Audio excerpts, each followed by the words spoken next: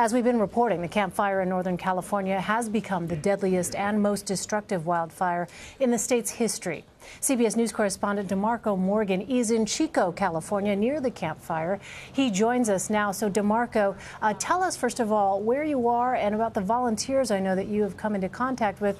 Who are they? What are they doing there to help? Well, Elaine, we're in Chico, about 11 miles away from Paradise, and I can tell you this, I think it's safe to say that just about everyone in this town and the surrounding community, you can call them all volunteers because people have been donating food, even opening the doors to their homes to complete strangers, people who have been displaced as a result of those deadly wildfires there. But we've seen volunteers, your church groups, even a group over here that you can't see behind the camera that's actually been giving massages to the firefighters who have been 24 on, 24 off, working basically to try and get this fire under control and get this community back to where they should be. But there was a cute little group. They're a dance troupe here, a group of young girls here in Chico. They just showed up about 30 minutes ago, and they actually brought packages to the Bryceland firefighters. You can see them. They've been sort of napping in this fire truck right here behind me, but delivering packages to many of the firefighters in this group with the fairgrounds, the campgrounds here, where it's basically like a media station here and also just a little meeting group for officials and agencies together. But they've been bringing packages, toothpaste, shaving cream, deodorant, you name it, and also beautiful signs and handmade cards just to say thank you. And that is also what we're seeing throughout the community. Even down the street, you can see signs that read, thank you, we'll rebuild, we'll be bigger and stronger when it's all said and done. So again, it's safe to say that there are a ton of volunteers. Everybody's opening their doors. I even tried to find an Airbnb. They are mostly out of bounds, for lack of a better word, because they're all gone. Some of the people who are running Airbnbs are donating their homes to folks here who have been displaced. So it's kind of nice to see people come together. You and I both have covered tragedy after tragedy, and that's the one thing that we see whenever something like this happens. People come together, they give back, and it doesn't matter the color of your skin, how old you are, where you live, where you're from. It's all about helping you get back on your feet. You know, that is so true, DeMarco. I've said that about natural disasters. You really do see the best in people. Let me ask you, you spoke with a police officer who lost his home in the fire. What did he tell you? I did. Officer Joel Lynch.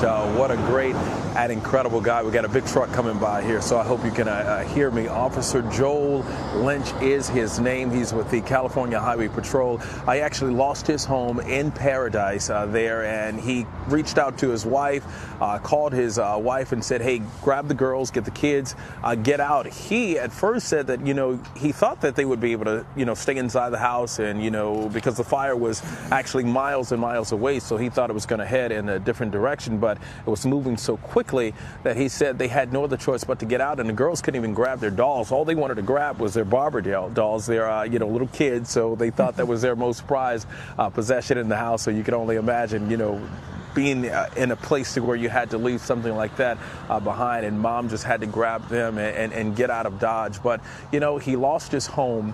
And the one thing that we're hearing, not just from Officer Lynch, but from all of these first responders, we actually got more than 20 who have lost their homes as a result of the fire. And they're in Paradise as well. We're hearing that they had no other choice but to spend just a couple of hours making sure that their family was okay, and then getting back on the road to fight these fires and to make sure that they are rescuing people and getting them to safety. But here's what Officer Lynch had to say to me yesterday during our conversation.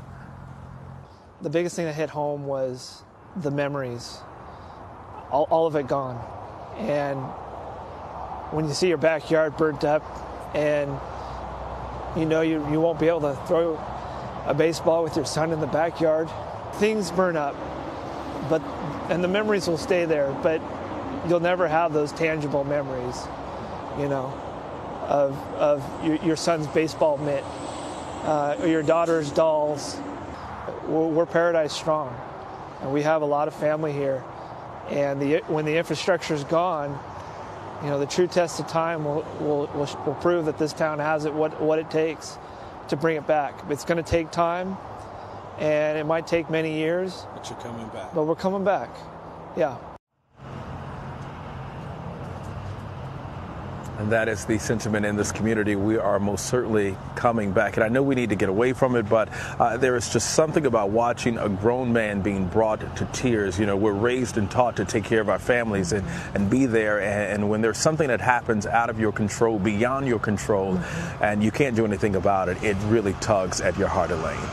Absolutely. Such a humbling experience. But I'm so glad, DeMarco, that you're there to tell those stories and the stories of people helping other people through these moments of crisis. It's so important to keep that in mind.